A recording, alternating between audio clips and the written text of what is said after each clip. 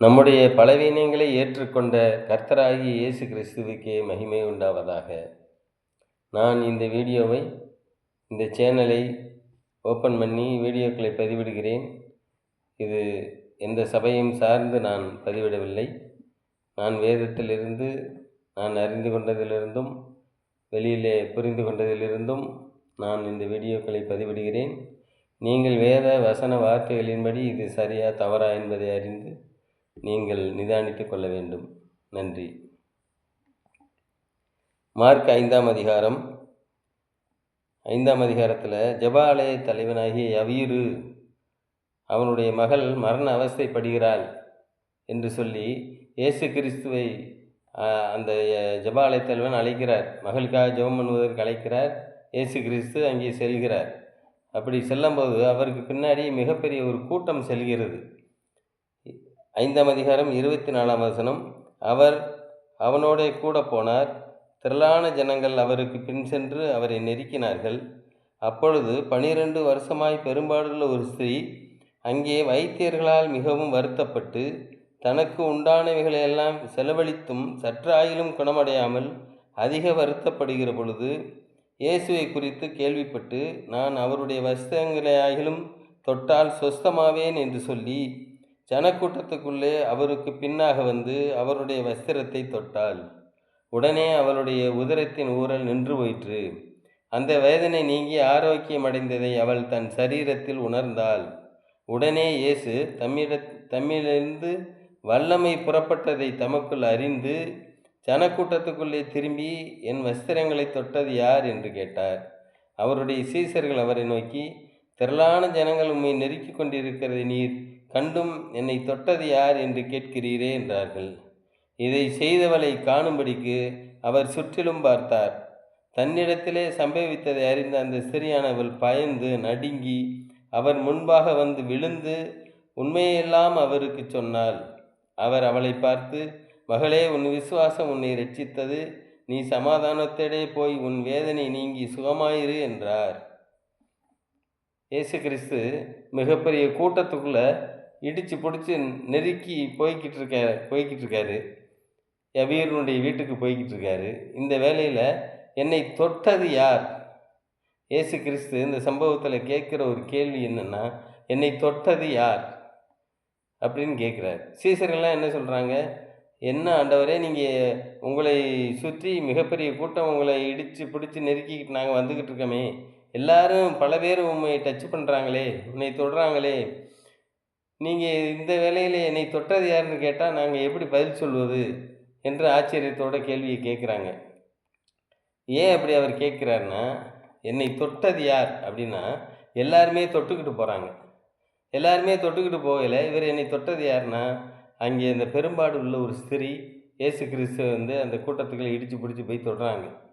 அப்படி தொட்டதுனால அவங்க இயேசு கிறிஸ்து அப்படி கேட்குறாரு. ஏன் அப்படி கேட்டார்னா, இந்த ஸ்திரீ பெரும்பாடு உள்ள ஸ்திரீ, தீட்டானவள். இந்த தீட்டானவள் பழைய ஏற்பாடு சட்டத்தின்படி யாரையுமே தொடக்கூடாத ஒரு ஸ்திரீ யாரை தொட்டாலும் அவங்க தீட்டாயிருவாங்க. அப்படி நிலைமையில் உள்ள இந்த ஸ்திரீ இயேசு கிறிஸ்து துணிகரமாய் தொட்டு விட்டாள். இப்போதுதான் இயேசு கிறிஸ்து பார்க்குறார், என்னை தொட்டது யார் என்று கேள்வி கேட்குறார். லேவியராகமம் 15:19-33. லேவியராகமம் 15ஆம் அதிகாரம் 19ஆம் வசனத்திலிருந்து நான் வாசிக்கிறேன்.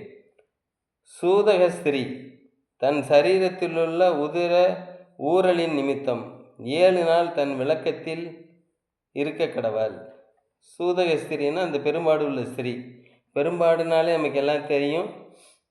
வீட்டுக்கு தூரமானவர்கள்னு சொல்லுவாங்க. இதுக்கு பல பேர் சொல்லுவாங்க. இங்கிலீஷில் டைம்னு சொல்லுவாங்க. இப்படி பல பேர் சொல்லுவாங்க. அப்படிப்பட்ட ஸ்திரீ சூதக ஸ்திரீன்னு வேதத்தில் எழுதப்பட்டிருக்கு. தன் சரீரத்தில் உள்ள உதிர ஊறலின் நிமித்தம் 7 நாள் தன் விளக்கத்தில் இருக்க கடவாள். ஒரு சூதக ஸ்திரீக்கு மாதம் இந்த சம்பவம் நடக்கும். இப்போ மாதம் 7 நாள் என்ன செய்யணும்னா, அவங்க வீட்டுக்கு தூரத்தில் விலக்கி இருக்க கடவாள். யாரையும் தொடக்கூடாது. அதை நான் முழுசாக வாசிக்கிறேன், நல்லா பாருங்களேன். அவளை தொடுகிறவன் எவனும் சாயங்காலம் மட்டும் தீட்டுப்பட்டிருப்பானாக. அவள் விளக்கலாய் இருக்கையில் எதின் மேல் படுத்துக்கொள்கிறாளோ எதின் மேல் உட்காருகிறாளோ அதெல்லாம் தீட்டாக இருக்கும்.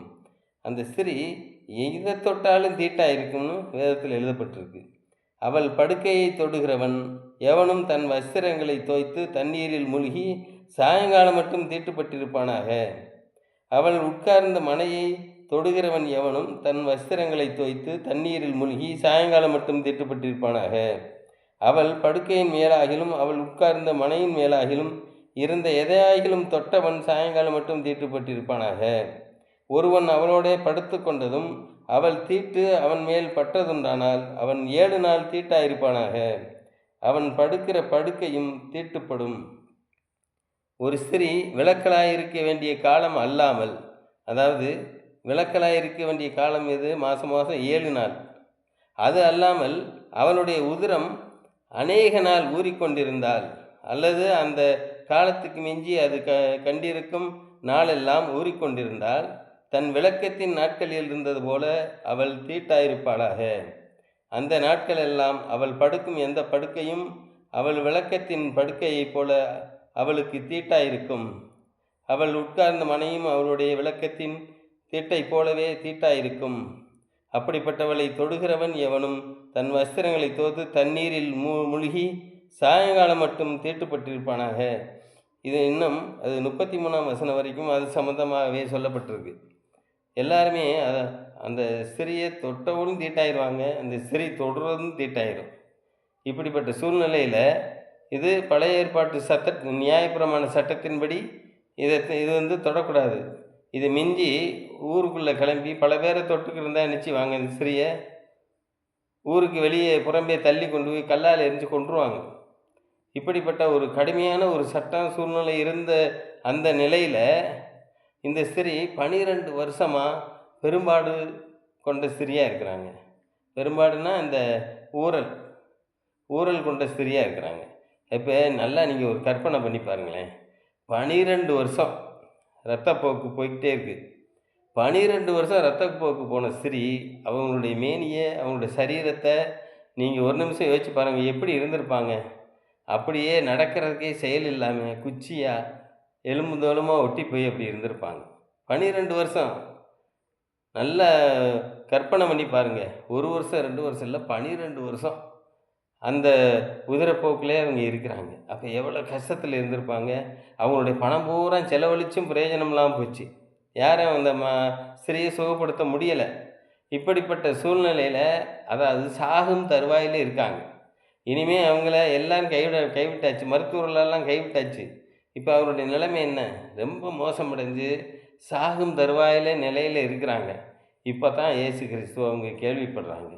கேள்விப்படும்போது இந்த வழியாக அவர் யவீரு வீட்டுக்கு போகிறார் என்பதை அறிந்து அவருடைய இயேசு கிறிஸ்து அறிஞ்சிருக்காங்க. எப்படி?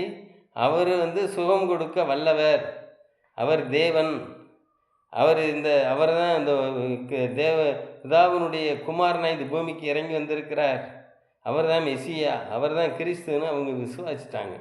விசுவாசித்ததுக்கு அப்புறம் தான் எழுந்து நான் அவரை போய் தொட்டுட்டா போதும், நான் சுகமாயிருவேன். ஏன்னா தொடுறதுக்கு முன்னாடி இவங்களுடைய சம்பவத்தை அந்த கூட்டத்துக்குள்ளே போய் இவங்க சொல்ல முடியாது. ஏன்னா இவங்க ஏற்கனவே தீட்டாக இருக்காங்க. தீட்டாக இருக்கிறத அங்கே வெளிப்படுத்திட்டா அங்கே ஏகப்பட்ட பிரச்சனை வந்துடும். இப்போ அவங்க இயேசு கிறிஸ்துவை தொடுறதுக்கு போகிறாங்க. அந்த கூட்டத்துக்குள்ளே இடித்து பிடிச்சி போகிறாங்க. அவங்க எத்தனை பேரை தொட்டிருப்பாங்க, எத்தனை மனுஷர்களை தொட்டு போயிருப்பாங்க, அத்தனை பேரும் தீட்டாயிருப்பாங்க. அப்போ அப்படிப்பட்ட நிலைமையில் பிடிபட்டிருந்தால் என்ன நடக்கும்? அப்படிப்பட்ட சூழ்நிலை இவங்க இடித்து பிடிச்சி போய் இயேசு கிறிஸ்துவின் வஸ்திரத்தின் ஓரத்தை தொட்டுட்டாங்க. தொட்ட உடனே சுகமடைஞ்சிட்டாங்க. இந்த சரி அவங்களுடைய விசுவாசத்தினால அவங்க சுகமடைஞ்சிட்டாங்க. ஏன்னா இயேசு கிறிஸ்து என்ன சொல்கிறாருன்னா, உன் விசுவாசத்தினால் அந்த அதில் வரும், உன் விசுவாசமே உனக்கு சுகம் கொடுத்ததுங்கிற அர்த்தத்தில் தேவன் அங்கே சொல்கிறார். அப்போ அந்த ஸ்திரீயினுடைய நிலைமை என்னென்னா, அவர் தொட்டாங்க, சுகமடைஞ்சிட்டாங்க. இப்போ இயேசு கிறிஸ்து அவரை விடலை. இந்த மார்க் 5க்கு வரை அவர் என்னை தொட்டது யார் என்று கேட்கிறார். இதை செய்தவளை காணும்படிக்கு அவர் சுற்றிலும் பார்க்கிறார். அவருக்கு என்னை தொட்டது யாருன்னு சுற்றி பார்க்கிறார். இப்போ இந்த ஸ்திரீ நம்ம தொட்டுட்டோம், சுகம் அடைஞ்சிட்டோம். ஆனால் இப்போ இங்கேருந்து நம்ம போக முடியாது இருக்கே, தேவன் நம்மளை கண்டுபிடிச்சிட்டார் யாருன்னு அப்படின்னு சொல்லிட்டு பயந்து நடுங்கி அவர் காலில் போய் விழுங்குறாங்க இந்த ஸ்திரீ. எதுக்கு பயந்து நடுங்குறாங்க?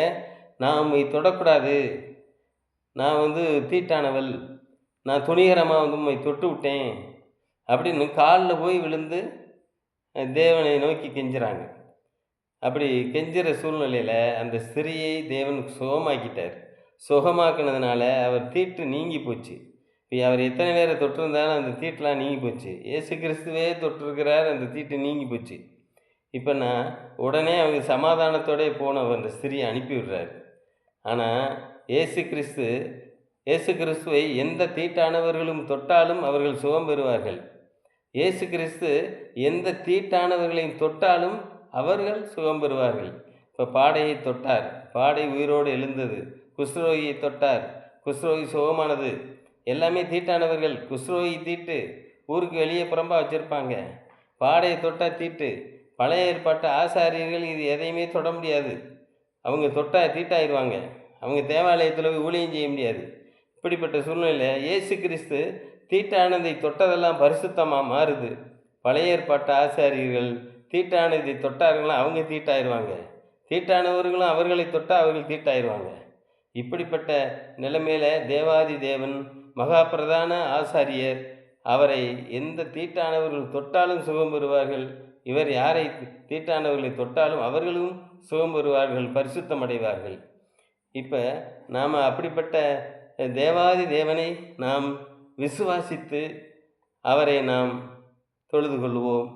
அவருக்கு நன்றியுள்ளவர்களாக இருப்போம். ஆமீன்.